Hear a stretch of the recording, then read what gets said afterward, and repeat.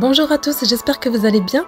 Aujourd'hui, on va réaliser ensemble une bûche façon rondin de bois que j'ai garnie au chocolat avec un ingrédient qui fait toute la différence. J'ai voulu changer de la bûche traditionnelle et vous allez être étonnés de voir à quel point c'est facile à faire et très bon. Restez avec moi jusqu'à la fin de la vidéo et c'est parti pour la recette. Dans un premier temps, on va commencer par préparer la ganache montée au chocolat. Pour ça, on aura besoin de 300 g de chocolat au lait coupé en morceaux, 250 ml de crème qu'on va chauffer, ainsi que 350 ml de crème froide. Et bien sûr, toujours à 30% de matière grasse minimum. Vous allez commencer par faire chauffer les 250 ml de crème, et lorsque ça arrive à ébullition, vous le versez directement sur vos morceaux de chocolat. Après avoir versé ma crème, je laisse reposer pendant une petite minute, et ensuite je viens mélanger avec ma maryse, jusqu'à obtenir un mélange de chocolat bien fondu. Avant d'ajouter la crème, vous pouvez faire fondre votre chocolat au bain-marie ou bien au micro-ondes. Donc ici, c'est important, mélangez bien pour qu'il n'y ait aucun morceau de chocolat. Et pour être sûr, vous pouvez aussi passer un coup de mixeur plongeant dedans pour obtenir un mélange bien lisse. Et voilà, une fois que c'est bien mélangé, on ajoute les 350 g de crème froide et je mélange à nouveau avec ma maryse pour bien l'incorporer. Après ça, je couvre ma ganache au chocolat avec un film alimentaire au contact et je la place au frigo. Donc si vous voulez, vous pouvez la faire la veille. Moi, pour ma part, je l'ai mis au congélateur pendant à peu près 1h30 et j'ai ensuite monté ma crème. On passe maintenant à la réalisation du biscuit au chocolat. On aura besoin de 4 œufs entiers à température ambiante, 120 g de sucre en poudre, 110 g de farine, 25 g de cacao amer, 2 cuillères à soupe d'huile ainsi que 2 cuillères à soupe de lait et on n'oublie pas la pincée de sel. Donc ici pour commencer, on va casser nos 4 œufs entiers que l'on verse dans le bol du robot. On y ajoute le sucre en poudre et on va bien fouetter le mélange à vitesse maximum de 8 à 10 minutes jusqu'à ce que le mélange blanchisse et triple de volume. Après ça, comme vous voyez, on obtient un beau mélange bien mousseux. On enclenche maintenant le robot à vitesse minimum et on ajoute l'huile ainsi que le lait. On laisse fouetter 30 secondes et on arrête.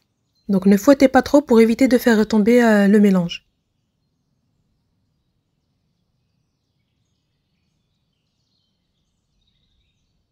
On va maintenant venir incorporer la farine avec le cacao amer. Donc ici, veillez à tamiser pour éviter les grumeaux. À ce stade, préchauffez votre four à 180 degrés en chaleur tournante. Voilà le cacao que j'utilise, c'est du cacao en poudre non sucré. Voilà, donc ici on va venir l'ajouter en 2-3 fois. Et ici, comme d'habitude, on incorpore les éléments secs avec un fouet.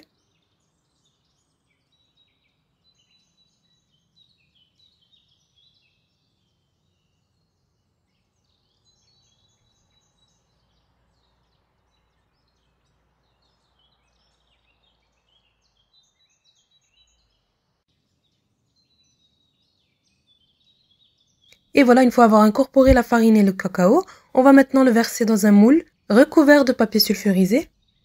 Donc ici, pour la dimension du moule, il mesure 30 cm sur 40. À l'aide de ma spatule, je viens l'étaler uniformément. Je tapote ensuite sur le plan de travail 2 à 3 fois pour chasser les bulles d'air. Et j'enfourne à 180 chaleur tournante au milieu du four pour 10 minutes. Passé 10 minutes, comme vous voyez, on obtient des toutes petites bulles sur la surface, c'est que c'est cuit. On le retire du four et aussitôt on le recouvre d'un chiffon propre et sec et on laisse refroidir sur la plaque. Et lorsque la génoise est totalement refroidie, on va venir la retourner sur le plan de travail pour décoller le papier sulfurisé.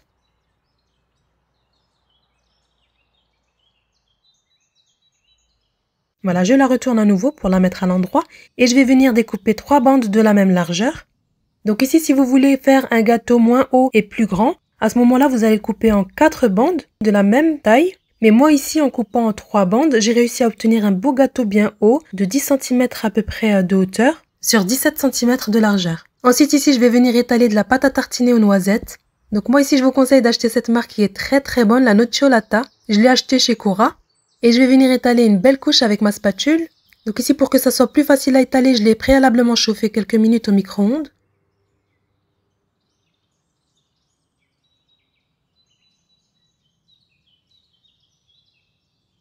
Voilà, je mets de côté, je vais venir maintenant monter ma ganache qui a bien refroidi.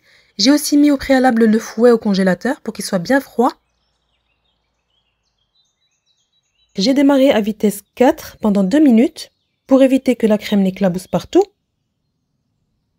Ensuite, au bout de 2 minutes, j'augmente ma vitesse à 6, donc à vitesse moyenne, pendant environ 3 minutes.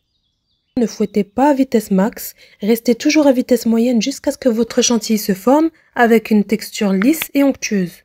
Autrement, si vous fouettez votre ganache trop vite ou bien trop longtemps, elle va trancher. Et ici, sachez qu'une ganache montée se conserve au frigo pendant environ 2 jours. Par contre, utilisez-la immédiatement sur vos gâteaux. Voilà, une fois que votre ganache est montée, vous versez la moitié dans une poche. C'est celle qu'on utilisera dans le gâteau. Et pour l'autre moitié, on va venir ajouter du chocolat amer, donc l'équivalent d'une bonne cuillère à soupe. On va la fouetter à vitesse lente pendant à peu près 30 secondes, jusqu'à ce que le cacao soit incorporé. Cette crème qui sera un peu plus chocolatée et un peu plus foncée nous servira pour recouvrir le gâteau. Donc comme vous voyez, je ne fouette pas trop, je termine à la maryse. Et voilà, je réserve au frais.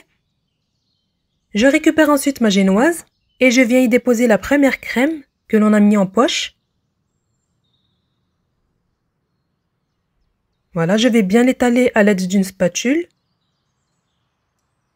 Voilà les crèmes qu'on va utiliser pour recouvrir le gâteau. La crème montée chocolatée ainsi qu'un petit bol de la première crème. Et voilà, maintenant on va venir rouler la première bande que l'on a préalablement découpée tout à l'heure. Voilà, je la dépose sur mon plat. Je récupère la deuxième bande que je vais venir ajouter comme ceci. J'appuie légèrement pour qu'il adhère bien.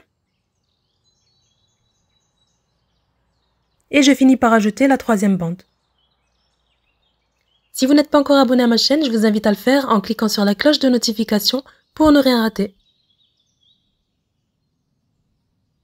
Voilà, donc ici je récupère mon petit support à gâteau. Vous pouvez utiliser une assiette plate. C'est ce qui va me permettre de le déplacer très facilement sur mon plat de présentation. Donc je viens le déposer sur le dessus de mon gâteau et je retourne mon plat comme ceci. Je viens étaler par-dessus mon gâteau un peu de crème.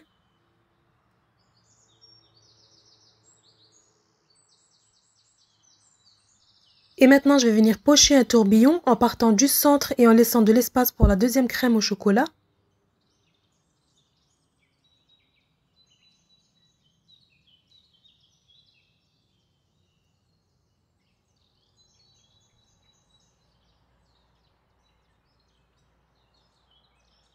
Je garnis aussi tout le tour de mon gâteau avec la crème chocolatée. Et ici, à l'aide de ma spatule, je viens étaler comme ceci pour venir créer un petit effet de bûche. Pour cette étape, vous pouvez bien sûr utiliser un couteau à beurre. Voilà, c'est pas grave si c'est pas parfait.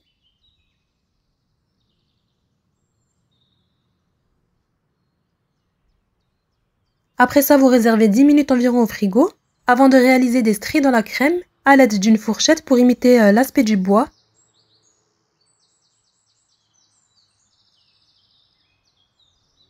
Et voilà, c'est terminé. Pour ma part, je le réalise la veille pour le lendemain. Donc ici, le lendemain, je le récupère de mon frigo et je le place directement sur mon plat de présentation. Je le déplace facilement grâce au petit support que j'ai mis pendant le montage. Et voilà, avant de servir, vous saupoudrez d'un peu de sucre glace pour avoir l'effet de la neige. Et voilà, la recette est terminée. Après la bûche classique, place au gâteau souche d'arbre. Super facile à réaliser et qui fait son effet, avec un très joli design. En tout cas, j'espère que cette bûche souche vous aura plu. N'hésitez pas à me dire ce que vous en pensez en commentaire. Un joli trompe-l'œil très gourmand, avec ses différentes couches de génoise au chocolat avec la crème montée au chocolat au lait et cette délicieuse pâte à tartiner aux noisettes qui relève bien le goût. En tout cas, j'espère que ma recette du jour vous aura plu. Si c'est le cas, n'oubliez pas de liker, à partager à votre famille et à vos amis, à vous abonner à ma chaîne bien sûr si ce n'est pas encore fait. Et moi je vous dis à très bientôt pour une prochaine recette.